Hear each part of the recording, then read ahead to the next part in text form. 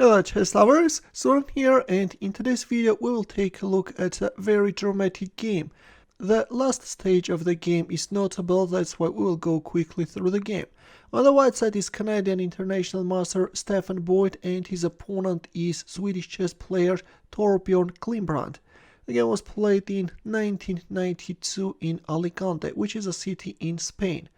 We are in round 7 and Boyd opened up with e4, Glimbrant answered with e5, and after a few more moves the good old 4 knights game appeared on the board. Bishop b5 Spanish variation, bishop b4 double Spanish, both players castled kingside. Up to this point we have a total symmetry, but after bishop g5 black went for bishop takes c3.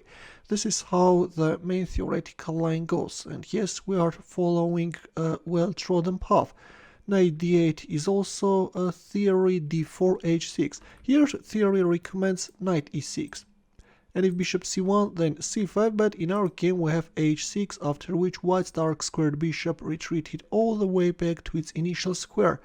Meanwhile, the light squared bishop is also retreating, bishop g4 h3, bishop d7, a4 a5, knight h4, white knight wants to land on f5, knight c6 and knight f5. In here, of course, black hurried to get rid of that active knight by instantly capturing on f5. Queen d7, meanwhile black is moving away the queen from the e file, unpinning the pawn and preparing e takes d4. Meanwhile, we have a very active g4 move, an aggressive move, which can allow white to create attacking possibilities, but at the same time this is weakening the king side and white has to be very careful.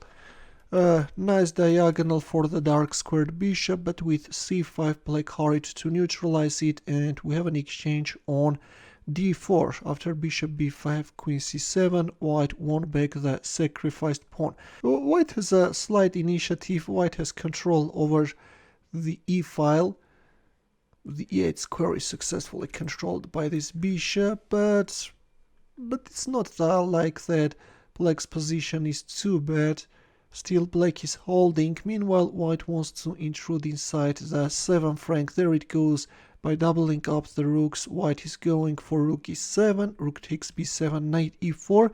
But yes, since the king side is somehow weakened, black has a compensation and now is trying to create a counterplay, queen c8.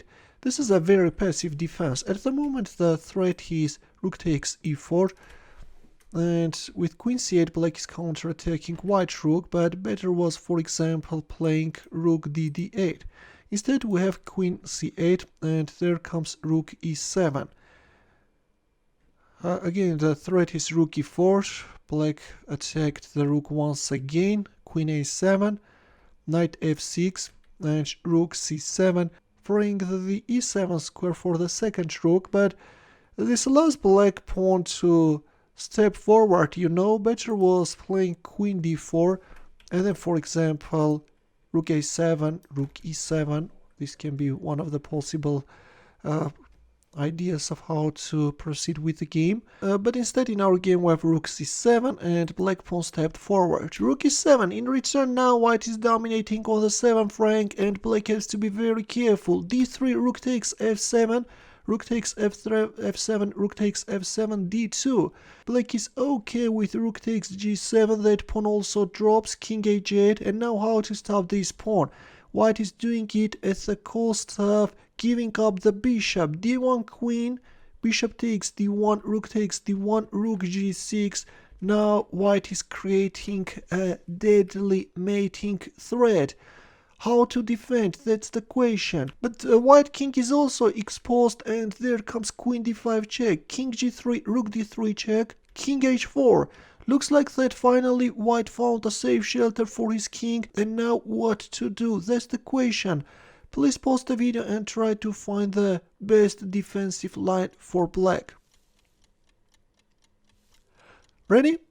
Now look, right now there is queen g7 mating threat, right, hanging in the air. And if you, for example, cover the 7th rank, then this time queen b8 check will follow, and if queen d8, then queen takes d8, and then rook takes f6, this is winning. And if queen e8, then rook h6 check, and then queen f4, then queen g5. Again, white is winning, there is no defense.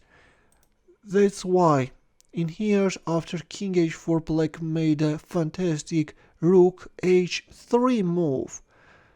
It's very interesting, you know, at which point black saw this a powerful defensive resource. Would like to know, you know, very interesting when black went for that pawn push, after which move he finally managed to see this defense.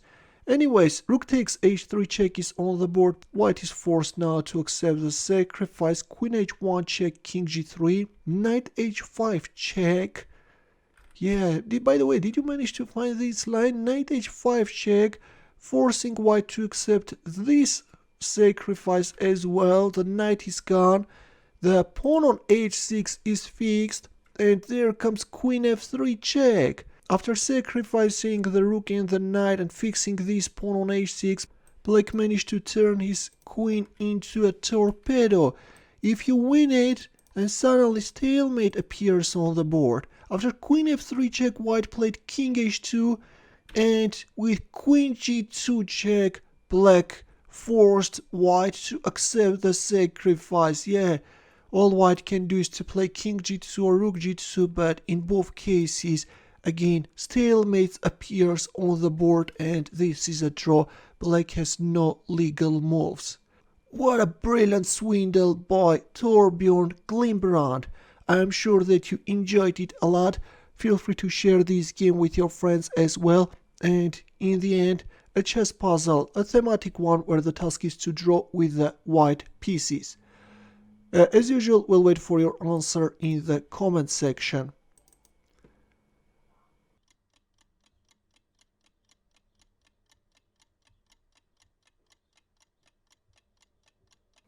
Thanks for watching, we'll see you in my next video.